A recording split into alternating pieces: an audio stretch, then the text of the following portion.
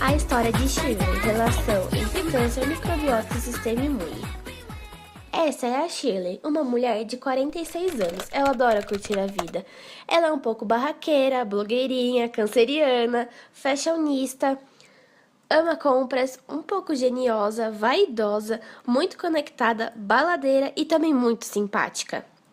Shirley sempre teve o sonho de ser veterinária. Hoje, realizada, vive essa rotina em sua própria clínica veterinária, sempre muito bem cuidadosa e dedicada com os animais. Foram ditos muitos elogios de Shirley, porém, as aparências enganam. Por mais que Shirley seja uma pessoa maravilhosa, ela tem o seu lado rebelde da vida. Ela ama uma catuaba sem limites, adora um uísque, fumante, hipocondríaca, álcool na veia, adora drogas ilícitas. Só dá trabalho nas festinhas, chega princesinha e sai mendiga, só dá PT, passa vergonha e chama o SAMU! Na correria do dia a dia, mas sempre muito bela e plena, começou a sentir algumas dores e incômodos na garganta. Então, decidiu ir para o hospital para resolver a sua situação e ficar logo bem. Chegando ao hospital, Shirley foi encaminhada para o consultório do Dr. Rancho Cruz.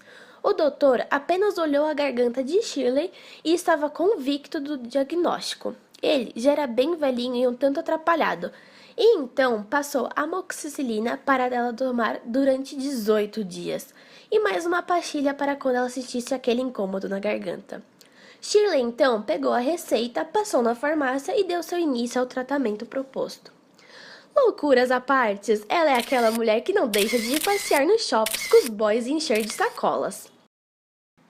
Em um desses passeios ao shopping, Shirley começou a sentir algumas dores na barriga e precisou sair correndo para o banheiro para não rolar aquele acidente. Ela ficou lá durante um bom tempo. Chamou um táxi para levá-la em casa, mas quase que não consegue chegar até o vaso para colocar tudo para fora. Shirley passou uns 2 dias bem ruins em casa, e sendo uma boa hipocondríaca que é, decidiu voltar ao hospital para saber o que estava acontecendo com o seu corpo. Finalmente, conseguiu chegar ao hospital e saiu correndo para ser atendida. Após um belo show de escândalo e drama que fez na recepção do hospital, Shirley iria ser atendida novamente pelo Dr. Rancho Cruz. Resultado, um novo barraco. Devido ao atendimento atrapalhado na consulta passada, Shirley decidiu ser atendida por outro médico, o lindo e o gato Dr. Ken, que era super atencioso e prestativo. Dr. Ken pediu para que Shirley contasse o que estava sentindo e quais eram seus sintomas. E os sintomas foram muita diarreia, sensação que toda hora precisava ir ao banheiro, um pouco de sangue nas fezes, muitas cólicas intestinais, inchaço na região abdominal e ela perdeu uns 3 quilinhos em poucos dias e estava sempre muito cansada. Após ter essa conversa com Shirley, Dr. Ken realizou alguns exames em sua paciente. Shirley passou alguns dias no hospital, ficando em observação, tomando soro e fazendo diversos exames. Após esses dias no hospital, Shirley apresentou melhoras e logo teve alta, e ela amou poder voltar para casa. Após alguns dias de Shirley ter realizado os exames, ela recebeu os resultados desses exames via e-mail e com uma solicitação que ela precisasse voltar imediatamente ao hospital. O resultado inesperado, Shirley ficou espantada. E o resultado foi...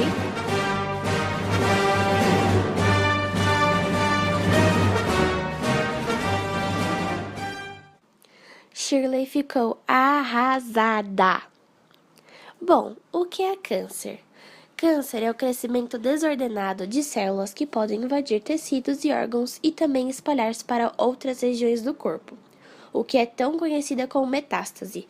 O acúmulo dessas células vai formar os tumores, que podem ser malignos, quando vão invadir tecidos e órgãos, e benignos, quando são apenas uma massa que assemelha-se ao tecido original. O câncer coloretal é um tipo de carcinoma, pois ocorre quando a multiplicação das células tem início na mucosa intestinal. O câncer coloretal tem o seu início com o crescimento de um ou vários pólipos no interior do revestimento das paredes do cólon ou do reto. A maioria destes pólipos é benigna. mas se eles não forem retirados a tempo, podem se desenvolver de forma canceriana. Aqui temos a representação de um tumor em que há muitas células no seu interior. No caso da Shirley, o câncer é na região do colo, como podemos observar aqui. E aqui podemos observar o tumor na região do colo. A microbiota intestinal é um conjunto de micro-organismos, que principalmente de bactérias, que vivem no corpo de uma pessoa. A microbiota intestinal refere-se aos micro-organismos que colonizam a região intestinal. O cólon possui cerca de 10 elevado a 14 bactérias que desempenham um papel importante na fermentação de alimentos residuais, na modulação de função imune intestinal e a proteção contra patógenos e doenças. As bactérias presentes no intestino são, como por exemplo, bacterióides, lactobacilos, enterococcus, Escherichia coli, Proteus, Klebsiella, Enterobacter, Bifidobacterium, Citrobacteria e Fusobacterium. Nosso corpo, como dito, é colonizado por muitos micro-organismos que vão formar a nossa microbiota. Essa microbiota pode ser transitória, quando os micro-organismos estão apenas de passagem, ou seja, ficam pouco tempo e logo saem. E tem a microbiota residente, que é a população de micro-organismos que estabelecem uma residência permanente e não causam doenças em condições normais e saudáveis de uma pessoa. Mas, caso ocorra alteração no equilíbrio da microbiota, os micro-organismos transitórios podem se proliferar e produzir doenças. Existem muitos fatores que podem interferir no desequilíbrio da microbiota, como alimentação, o uso de muitos antibióticos, condições germ-free, fumo, infecções repetidas, estresse e fadiga, poluição, idade, álcool, sedentarismo e entre outros.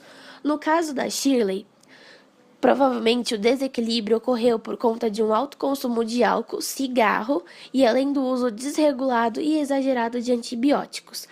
Pois, já que o Dr. Rancho Cruz, por um engano ou falta de atenção, receitou um período muito longo para o uso de antibiótico amoxicilina. Para analisar a microbiota intestinal de Shirley, foram realizados alguns exames, e um deles foi o exame de fezes, que mostrou diferentes populações bacterianas.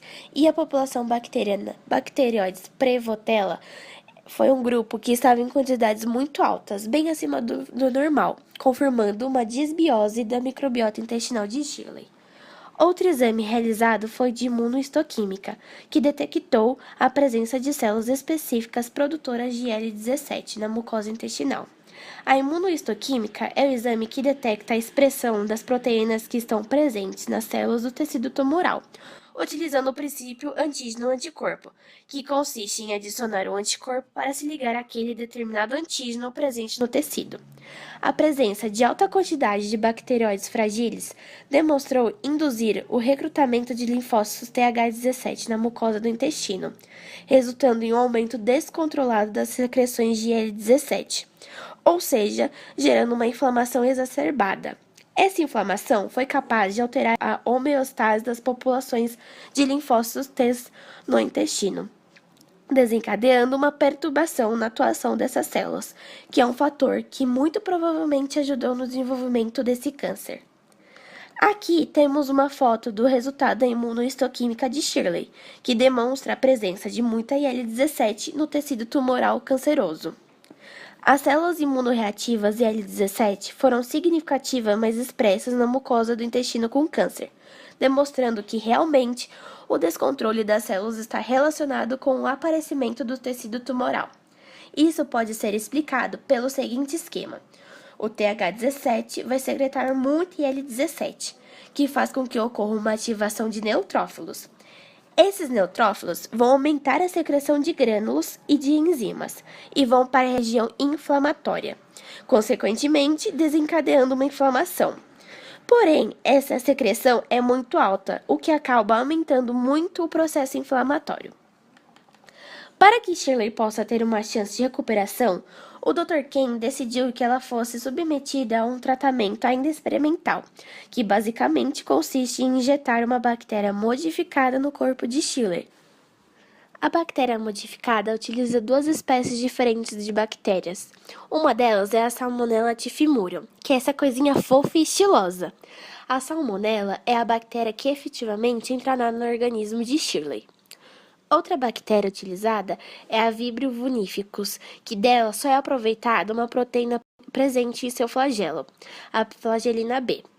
Portanto, a bactéria modificada é o resultado da implantação da proteína flagelina B, advindo do flagelo do Vibrio vunificus, no flagelo da Salmonella typhimurium. Essa bactéria modificada é essa maravilha fofa aqui. Bom, essas bactérias são modificadas podem ser muito relacionadas com uma história bem famosa, a história do cavalo Troia, pois ela, após entrar no corpo, vai até o tecido tumoral, manda um sinal de ativação para as células do sistema imune, que irão desencadear uma guerra para a destruição de tumores. Isso é incrível! Ela, após ser injetada no corpo, vai diretamente para o interior dos tumores. Não se sabe ao certo e por qual motivo isso acontece, mas aparentemente ela vai naturalmente para o interior desses tumores. Pode ser uma bactéria anaeróbica facultativa e no interior do tumor é uma região com baixa quantidade de oxigênio. A proteína do flagelo, a FLAB-B, não é tóxica para o organismo e a presença de flagelo é estranha nessa região do corpo. Portanto, os macrófagos entram em ação para a eliminação dos tumores. Essa proteína flagelina B, ou FLAB-B, está relacionada com o receptor que temos em nosso corpo, o TLR5, que é responsável por reconhecer a flagelina presente nos flagelos de bactérias invasores móveis. Basicamente, o funcionamento desse reconhecimento é o seguinte. Nas membranas de células do sistema imune existem receptores, nesse caso o TLR5, que é capaz de se ligar em uma parte específica do antígeno, um PAMP, que aqui é a FLAB-B. Além desse processo que desencadeia uma resposta imunológica, existe outro TLR, envolvido no funcionamento da ação da Salmonella typhimurium modificada.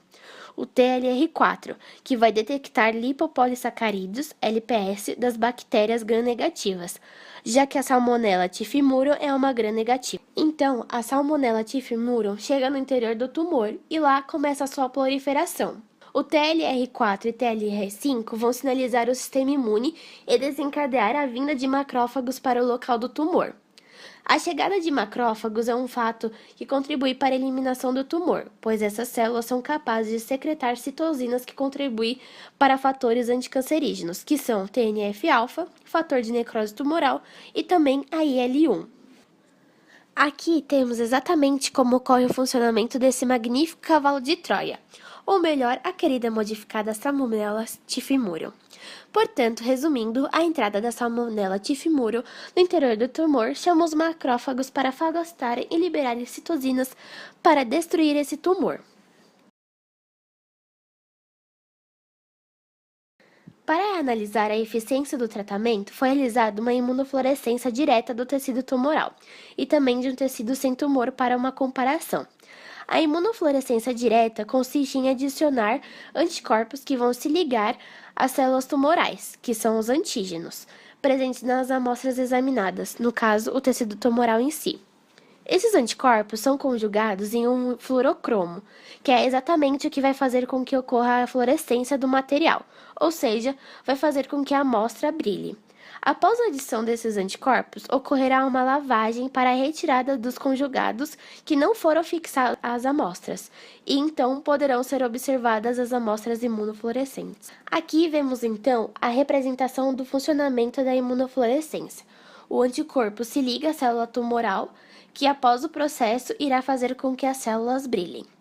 Aqui nós temos o resultado da imunofluorescência dos tecidos. Na primeira região, as seções foram coradas com o anticorpo anti-FLAB, pontinhos vermelhos.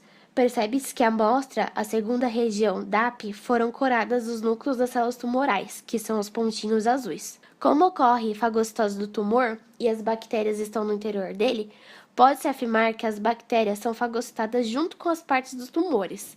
Nota-se que no tecido tumoral há bem menos células tumorais coradas quando comparadas ao tecido sem tumor, indicando que o tratamento está funcionando, já que a tendência é diminuir a quantidade dessas células no tecido, por conta da fagocitose.